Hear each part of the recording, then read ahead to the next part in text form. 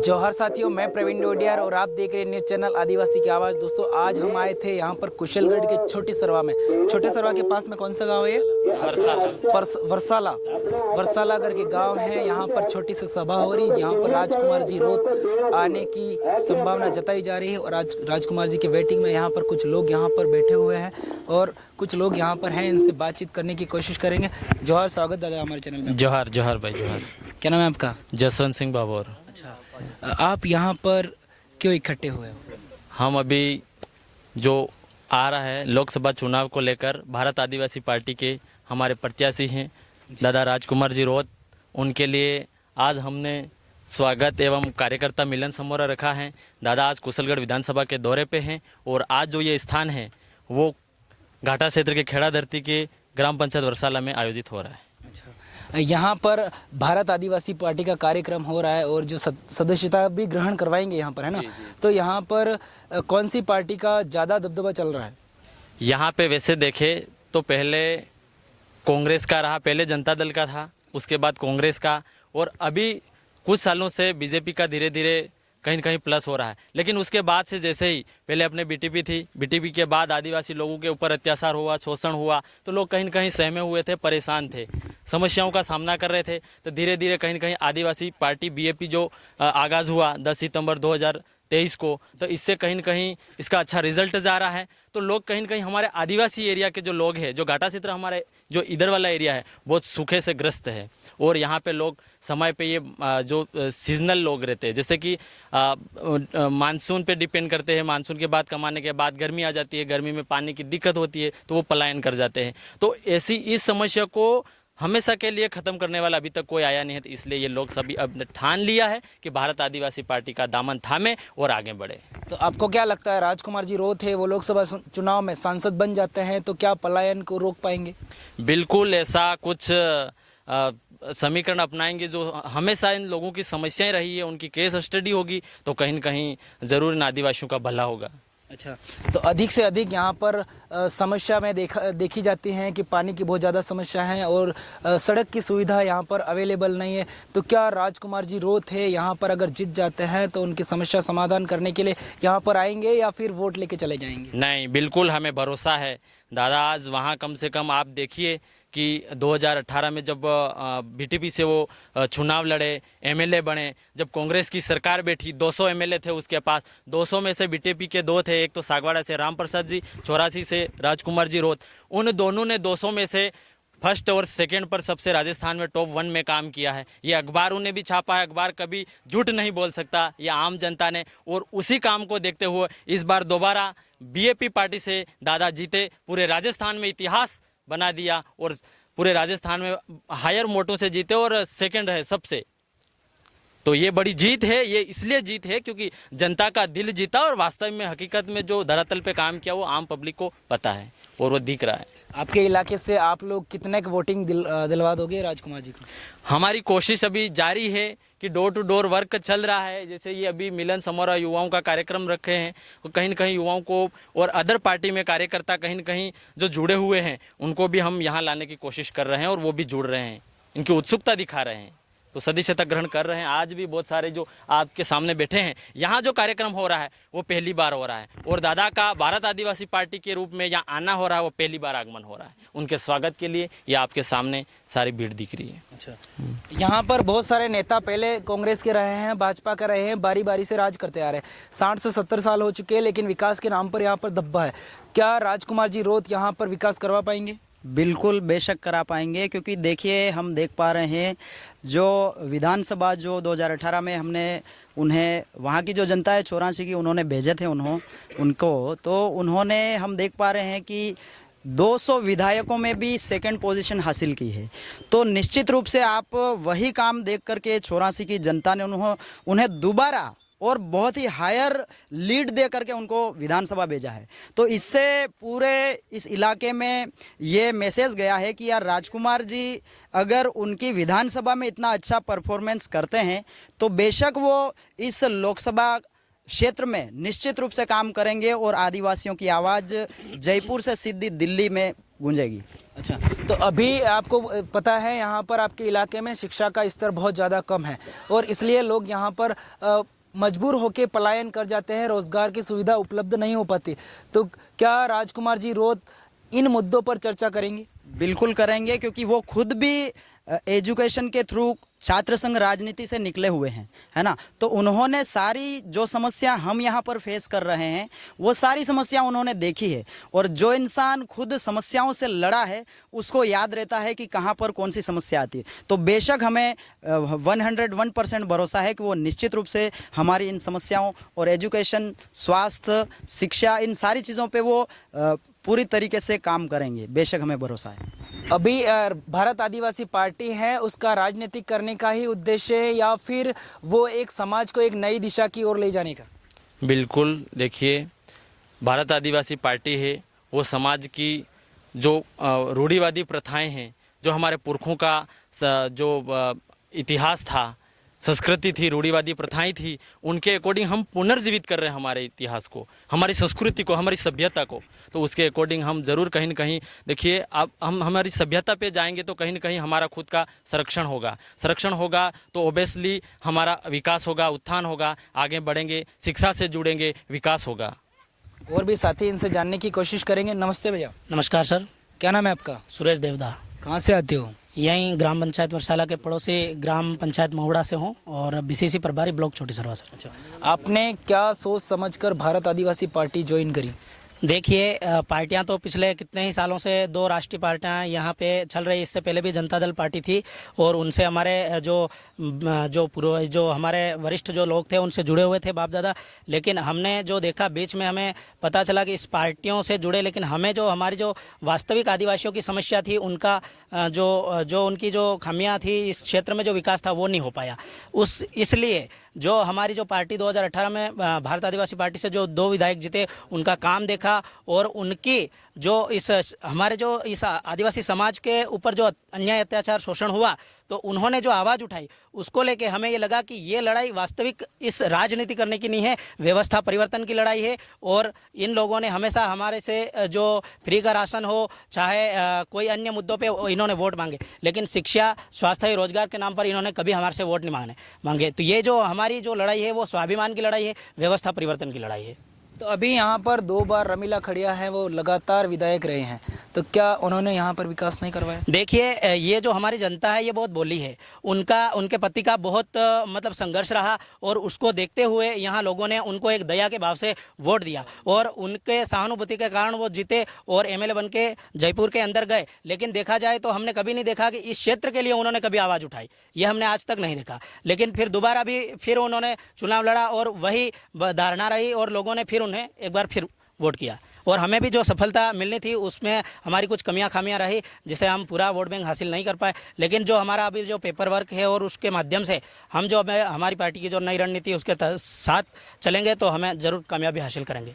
ये 5वीं अनुसूची के अंतर्गत आदिवासियों के क्या प्रावधान है? देखो, 5वीं अनुसूची के तहत ये कहता है कि जो ये शेड्यूल एरिया है, इस एरिया के जो यहाँ की जो जल जंगल जमीन और यहाँ जो भी है उस पर 100% रिजर्वेशन आदिवासियों का है। आज आप देख लीजिए घाटोल में वहाँ एक जो खदान जो लीज पर दी गई है उसमें 222 मिलियन के आसपास सोना है, 222 लाख मिलियन। तो उसके हिसाब से मतलब जो यहाँ की जो भी आदिवासियों के शेड्यूल एरिया में जो ज़मीन है उसके नीचे जो भी जल जंगल ज़मीन और उसके नीचे भी अगर कोई खनिज निकलता है तो उस पर 100% जो है अधिकार वो आदिवासियों का है। सामने है महेंद्रजीत सिंह मालवीया, जो कि कांग्रेस के कद्दावर नेता कहे जाते थे, लेकिन अभी हाल फिलहाल में उन्होंने भाजपा पार्टी ज्वाइन कर ली। क्या राजकुमार जी महेंद्रजीत सिंह मालवीया को टक्कर दे पाएंगे? बिल्कुल। सबसे पहले आपके चैनल को जोहार, धन्यवाद। टक्कर तो क्या महा टक्कर होने वाली है कि टक्कर में ठगा जाएगा आयो, तो टक्कर तो बहुत ही खतरनाक रहने वाली है और जनता अभी समझ चुकी है कि उल्लू बनाने का जो काम इन्होंने किया तो वो परिणाम को क्या समझी है जनता? जनता 100% राजकुमार जी के साथ है। अच्छा, क्यों है राजकुमार जी के साथ में? उनका वर्चस्व है और मिलनसार है और हमेशा समाज के लिए तत्पर रहने वाले हैं, हक अधिकारों की। देखिए, आप कह रहे हो महेंद्रजीत सिंह मालवीया और राजकुमार जी, ठीक है, वो उससे इतने साल राज किया, ये तो हमारे लोग भोले भाले थे। आज वो कह रहा, कांग्रेस पहले कह रहा था कि कांग्रेस तो हमारी माँ है, जब खुद बेटा माँ को लात मार के दूसरे पाड़े में जा रहा, वो बेटा उस माँ का कैसे हुआ?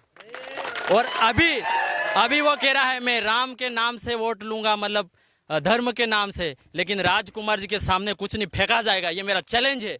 आज मैं कह रहा हूं, ये जनता अब समझ चुकी है, मालविया भले ही करता है, और मालविया के जाने से बीजेपी के जितने लोग पहले वाले जो कार्यकर्ता है, जिनको सांसद का टिकट देंगे यूं करके ठंडे कर रखे थे, वो लोग अभी वो आया, पाला चेंज किया, कांग्रेस से बीजेपी में मालवीय गया, तब तो उनको अच्छा लगा। लेकिन मैं उनको ये इतिहास दोहराना चाहता हूं, लाल कृष्ण आडवाणी जी जब वो देश में बीजेपी को लाने वाला पहला आदमी था, उस आदमी को बीजेपी सरकार खुद जब बनी, बीजेपी वाले लोगों ने, बड़े नेताओं ने उसको कैसे दरकिनार किया, वैसे ही ठीक इस वागड़ के अंदर मालवीय भी आया है ना। जितने भी जो अभी जो इनके जो वरिष्ठ नेता थे ना बीजेपी के, इनको भी ऐसे ही दरकिनार करेगा ये, उनको उस दिन नानी याद आएगी उनकी। जब महेंद्रजीत सिंह मालविया कांग्रेस को मां कहते थे, तो फिर भाजपा में क्यों चले गए? ये देखो, कहीं न कहीं ईडी का डर है, यूं भी कह रहे, और एक तरह से गेडी का डर है। गेडी जो कि भारत आदिवासी पार्टी का चुनाव चिन्ह है, उसको लगा अभी विधानसभा चुनाव पिछले 2 महीने में बीत गया, उसमें हुआ, इसको नानी याद आ गई है चुनाव निकालने में, बहुत पैसा खराब किया उसने, तब जाके उसको पता चला कि अब मेरी चलने वाली है नहीं। ठीक है, दिल्ली मोदी को गाली देता था कांग्रेस में रहके, लेकिन ऐसी नौबत आ गई पाला चेंज करके, और उसको एक तो इधर डर ईडी का और दूसरा गेडी का, क्योंकि अब आदिवासी जो समाज है, आदिवासी समाज वास्तव में जानता है और उसकी हकीकत मांगों को लेकर कभी ये सामने नहीं आया। आप खुद जानते हो इस चीज को, कभी विधानसभा में आरक्षण की बात नहीं करी, इनकी सरकार थी, और इधर जाके लोगों को गुमराह कर रहे। अब ये पब्लिक, ये जनता जनार्दन आदिवासी समाज है जो बोला है, लेकिन आज की तारीख में दादा समझ चुका है ये चीज़। और भी युवा लोग हैं और काका जी वगैरह, इनसे जानने की कोशिश करेंगे। ये बहुत वेटिंग में लग रहे हैं, मुझे लग रहा है राजकुमार जी रोत अभी आने वाले हाल फिलहाल, और ये वेटिंग में यहाँ पर बैठे हैं। नमस्ते काका जी। नमस्ते। नमस्ते नमस्ते सर। क्या नाम है आपका? रमेश। अच्छा, होले भाई आटे આપણે આવીર્યા ને પેલા રાજકુમાર जी। अच्छा। हाँ, प्रत्यक्ष है हमारे आदिवासी, भारत आदिवासी पार्टी के। अच्छा उनको सुनने के लिए, देखने के लिए और सभी बातें सुनने के लिए आए। अच्छा, आपकी उम्र मुझे लग रही है 40 से 45 साल तक तो होगी सही, और आप बारी बारी से कांग्रेस और भाजपा को वोट देते आ रहे थे, लेकिन आपने क्या सोचा और राजकुमार जी की सभा में आप उपस्थित हुए? बिल्कुल सही बात है, 40 साल की उम्र है सर मेरी, और हम बारी बारी से एक बार भाजपा को वोट दिए, एक बार कांग्रेस को देते आए, हमारे बाप दादा भी देते आए।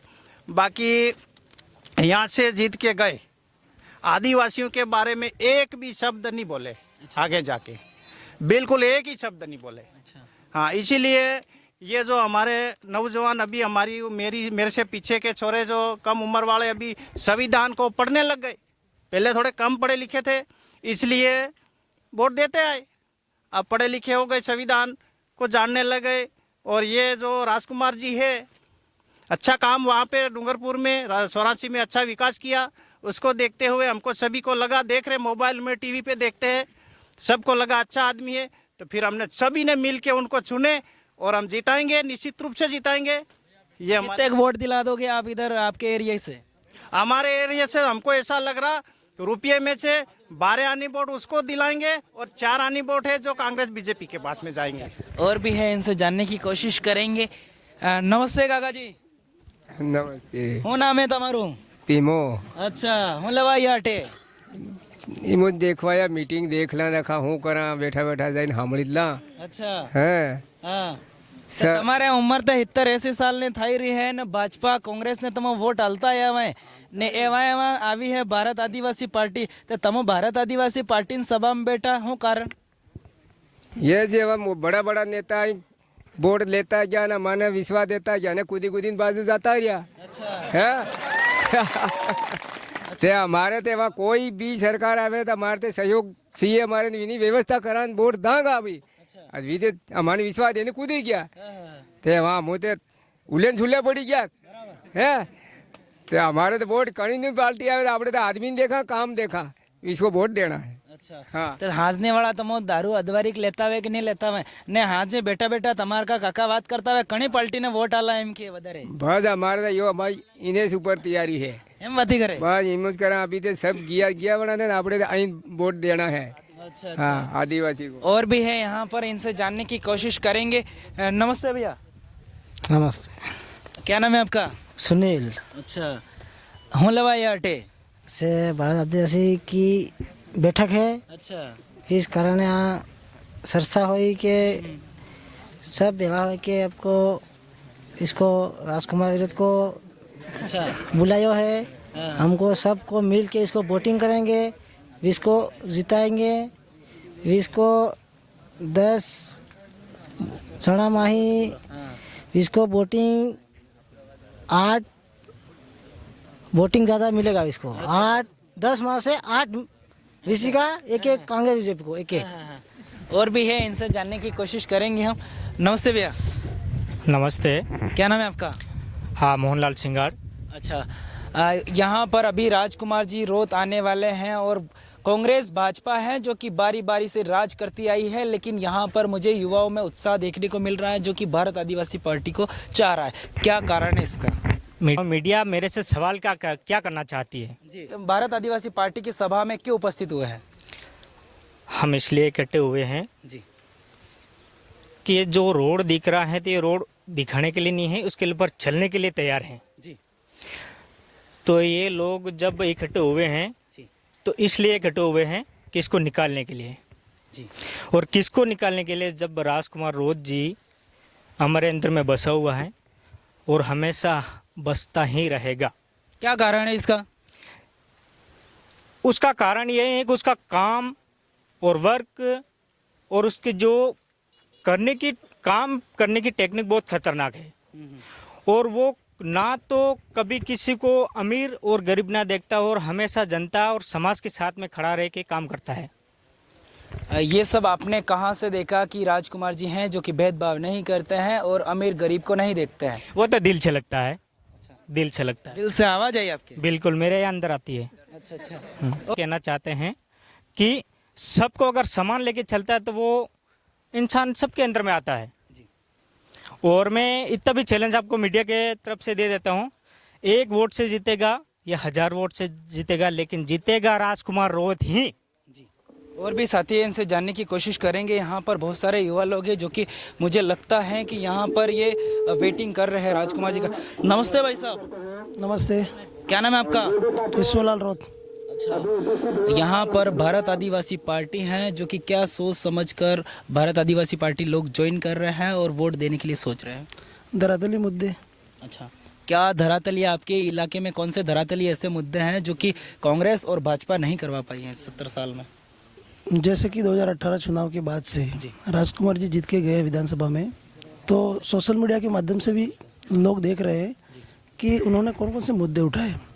जल जंगल जमीन के अलावा आदिवासियों के जो हक अधिकार की जो बात थी वो उन्होंने बेखूबी ढंग से विधानसभा में उठाई है मांग। और लगभग हमारे इलाके में, मैं उस विधानसभा से ही आता हूँ, 84 विधानसभा से, और यहाँ मेहमान के तौर पे हम पधारे हैं। तो हमारी जो पार्टी है उस पार्टी का जो एजेंडा है वो गरीब तबके के जो लोग हैं हमारे समाज के और ऑल ओवर समाज के, उन सब के लिए आवाज़ उठाते हैं और मुद्दे जो विधानसभा में उठाते हैं, काम करवाते हैं। हमारी विधानसभा में आप जो देख रहे हो, हम यहाँ से अभी आ रहे थे तो हमने मिनिमम इन गाँवों में देखा है, शुरुआत में हमको समस्या दिख गई रोडों का जो यहाँ का ढंग है और हमारे वहाँ का। आप एक बार वहाँ के सर्वे कर लीजिएगा, उनके बनने के पहले और उनके बनने के बाद में क्या स्थिति बनी थी। आपके चैनल को बहुत बहुत धन्यवाद।